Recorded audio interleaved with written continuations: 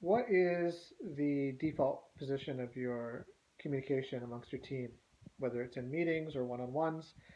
And there's sort of two sides of the spectrum. One is false harmony, and the other far side is going to be sort of open hostility. And the prime area is going to be somewhere in the middle of those two.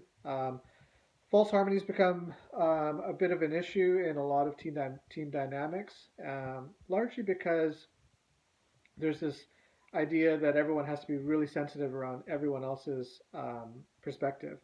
And that can push towards false harmony. And the key between false harmony and actual harmony is the fact that false harmony is false.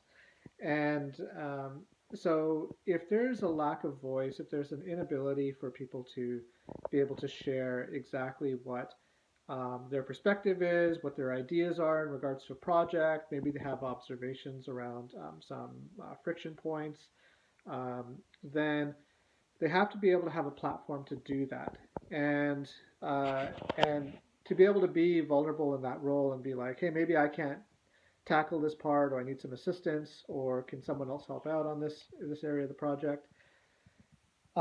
So that would be leaning away from false harmony. Now, the other side of the the other side of the spectrum here is going to be when someone is pushing really hard for their own agenda for whatever purpose that they've got, and they're going to use more open hostility, maybe elevated voice, which isn't always a bad thing, but it's going to be in a way that's going to create coercion. And this is going to create false alignment because you're going to get people who are going to be conflict averse, who just don't want to put up with what's going on with you at that moment. And that, in and of itself, going to cause its own issue. So you're going to end up with a scenario where someone's going to just acquiesce because you've kind of steamrolled them into agreeing with your point of view, which is not true alignment. So you're not going to get any sort of desire or self motivation on behalf of that. You're not going to get any sort of buy-in from those individuals on a deeper level.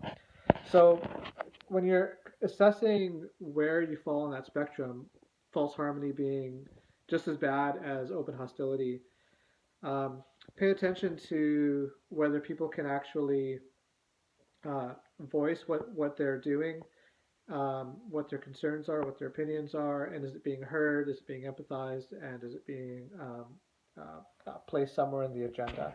And that would be where I would start. Is I would have a very clear agenda around your meetings, and a good way to get people who don't have a strong voice in a meeting is to actually give them a section of the agenda. So it'll be, for example, let's say in production, you've got someone who's going to be impacted by a marketing decision, and they have to increase production because if marketing takes off and sales increase, the sales guys are busy, and now suddenly you've got a production issue. Um, you can have in there that okay, hey, you know what?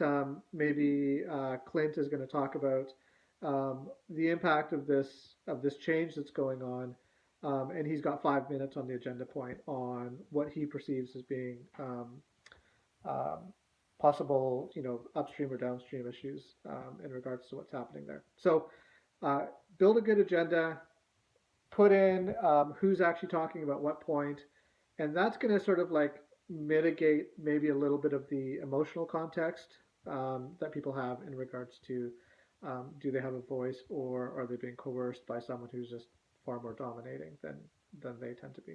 Um, there you go. Let me know how that lands with you, and have a great week.